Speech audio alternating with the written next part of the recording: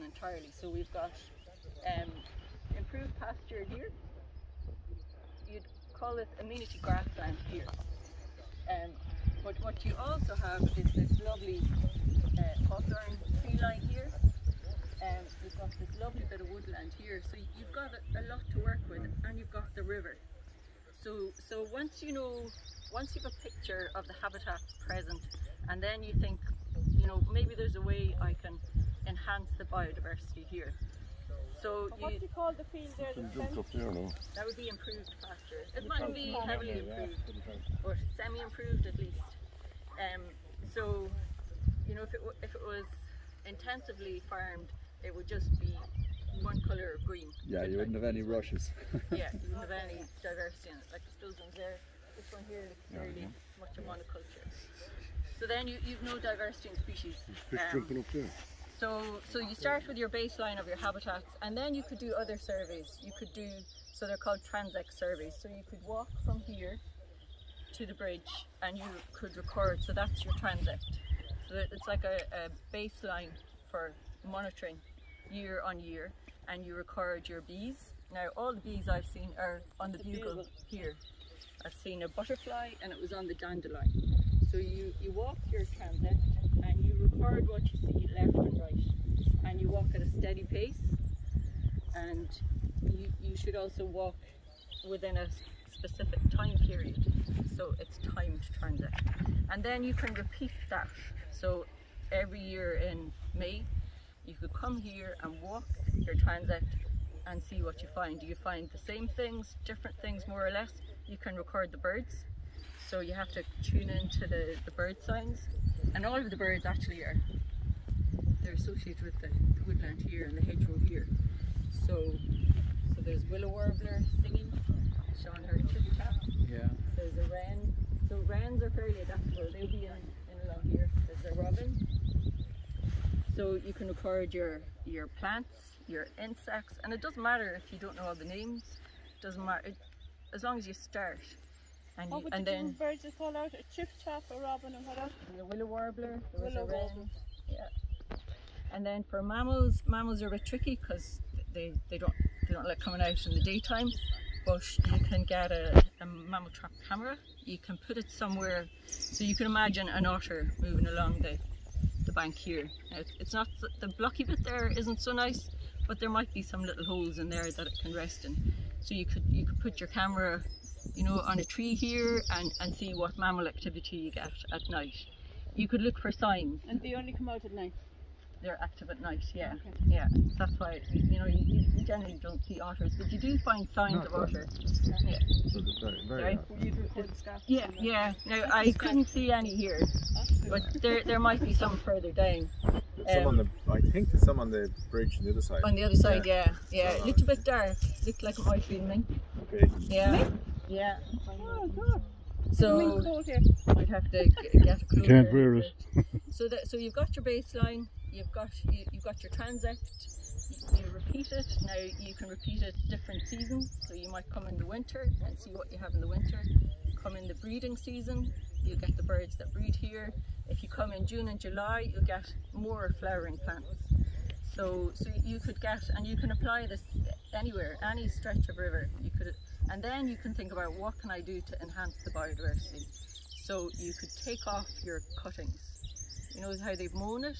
They could take that away, because that is enriching the soil and preventing diversity of species. Yeah. So they could just simply leave their mowings here, and then they could think about taking off a bit of the nutrient-rich soil and seeing what comes up, because there's obviously a seed bank here from what was here before, and it's hanging on the river edge. So it could be nice to find out. They could leave it wild. They could leave the willow come in, and you would get a nice corridor of habitat coming down here. I mean, the fence line there is preventing grazing right up to the edge, so there's potential there. You can see the willow have come in straight away, so that could be done. What are those briars? So these are, Are they blackberries or what? yeah, they're briars, yeah. Blackberries. There's yeah. So yeah, and I suppose on the so there's lots of potential here. There's lots of potential to work with what's here. It'd be interesting to see what was here before. There's a couple of kind of the nasty side of what's going on. So there's the Japanese government there, and its footprint is 5 meters in the ground, bigger than what's there. And you know, talking to different people, they've treated it. It's not present on the top, but it's as if it's lying in wait underneath. Yeah, and it'll come back and come back. And if you have even a fragment on your boot, you'll have it in your garden. So you want to steer way clear of it and treat it as soon as you have it. And then the ash here has dieback. You can see the creamy tops to the. What causes the dieback? It's a fungus, chalara. Where do you see the dieback, Jackie? You can see the discolouring there. Oh, these stems out here, is it? Yeah, the discoloured tops of them. And when it's in leaf, you really see the spikes sticking out of the top of them. You know, Yeah, very See clear. them here. I mean, it's always the last to flower or to put it in to put out leaf anyway. But, Yeah. Yeah. It's, I think the landscape is going to be changed. Yeah.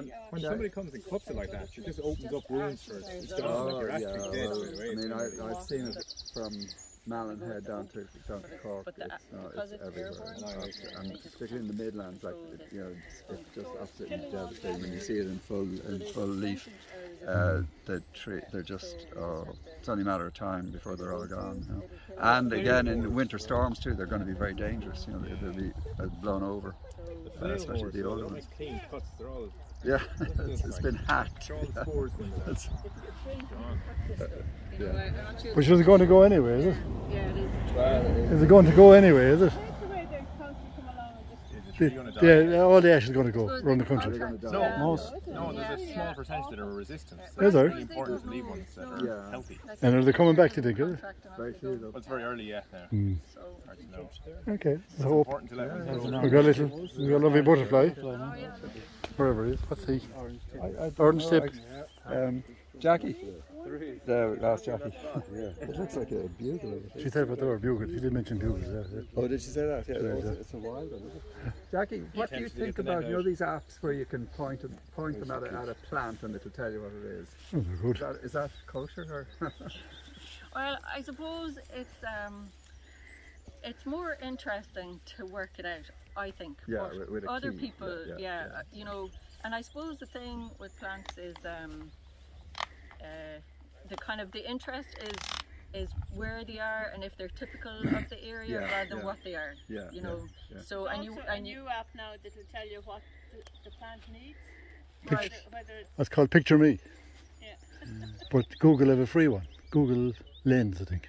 It's free. Right. And it's good. Okay. I've checked it. Yeah, yeah. I had a conversation about this actually just 2 days ago, and these are people who are very scientifically clued in, and they resisted,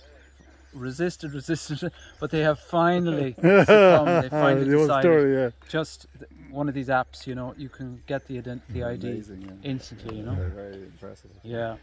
Sorry, is that bugle? Is it? Oh, Google, yeah. And is that a wild one?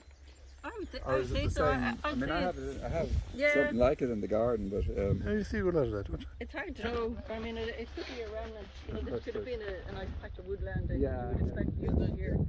So that's what it'd be interesting. oh, it is, to look at the old I just think of it as a garden plant. Yeah, no, it's a woodland flora. Yeah. It has. We look at them if you're. It has woodland that was here in the 1830s. Wow. So it'd be interesting. And it was all knocked down. So, well, most of the woodland, a lot of the woodland was cleared and replanted or cleared. Well, the woodlands were, a lot of them were replanted for commercial forestry. A lot of them were cleared to create farmland. So there are pockets, like this looks really nice, and the old stone wall, so that looks like it's been here a long time. But if we can go look at the map, and the maps are just amazing. It's like, you know, if you're thinking of restoration, look at the map and see what was here in 1830. So somebody's recorded all the plant life? Well, no, they've just recorded field boundaries, woodland cover, if it's conifer, if it's liable to flood liable is to flood, one of the things. Yeah, you can see the marshy bits, you know, with little little tufts of so it's kind of like, you know, if we could get some of the habitat back and restore, and then by restoring, say, wetlands, restoring the function of the land to hold water and stop the flooding. That's kind of the. That would be lovely. I'll show you this afternoon that there was a working group on natural flood retention measures. They have an acronym for it, and they've looked at a whole lot of different, different methods, like putting in ponds, sort of wetlands, putting more meanders in the river. Apparently, it takes the water longer to get from A to B, so your flood peak isn't going to be as high as it would be otherwise. And there's a couple of videos too. Mary Burke in Trinity has a really interesting one about how we've changed the landscape and how that pushing these big high peaked floods because of what we've done to the landscape. Between urban, and we were talking there about Tesco, the big car park, that's only there since 2007, and it's probably aggravating the flood at the end. Now it's not. When you look at the whole catchment, like it's, I don't know, it's 20 or I can't remember how many square kilometres it is.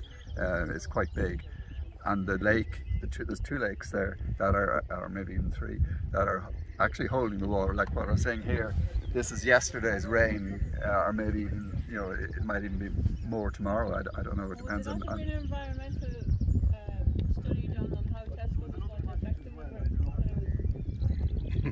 There might have been. I suspect not. Gets overturned. I suspect not. Yeah. But well, yeah. I mean, you can do the calculations. I mean, it may be only a small element of the whole thing, but it's in a very. If you get you get 10 millimeters in a few hours or more, even like Ken has a record of 50 millimeters in a very short period of time, and it did a huge amount of damage out in Lochfia. So you get that kind of thing coming off hard surfaces. It's in the river immediately. So that's your real big peak. But one thing we were talking about was because there's a flow gauge there spitting out data every 15 minutes, you know exactly how high the river is. And there's also rainfall data that's available, not online, not instantaneous, but historically. But you can make that relationship between the flow and the rainfall, particularly in the winter. And it'll be nearly a straight line. You'll see the effects. I have a graph showing the rainfall on the top coming down and the flow on the bottom, and you just see like it makes sense. They're related, yeah. But the faster that peak arrives, the more likely you are to have flooding. I mean, I don't know. Did Westport flood like historically way back? Before all this farmland and building and stuff was put in. Actually, I might check it out. Records. I went through the Irish Times archive. I could not find a record. Did you go to the Mayo News archive? And haven't done that one. There's an Irish thing in Irish. All the local papers are in it. Yeah. I'll look it up. Yeah.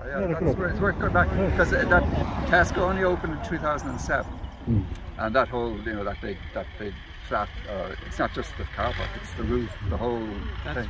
There's no ballast underneath. But it was well known to flood down there. Which? It was well known to flood down there. Down that area. On the old maps, like here, just downstream there, where the garage is, it says liable to flood, and that's the advantage of those. People ignored it, and still ignore it. The 80s, 60s, and then it's somebody else's fault. It's, anyway, we'll go through the data later on. You're going for a bet? I was going to try and get that plastic. What? Oh yeah. Oh yeah.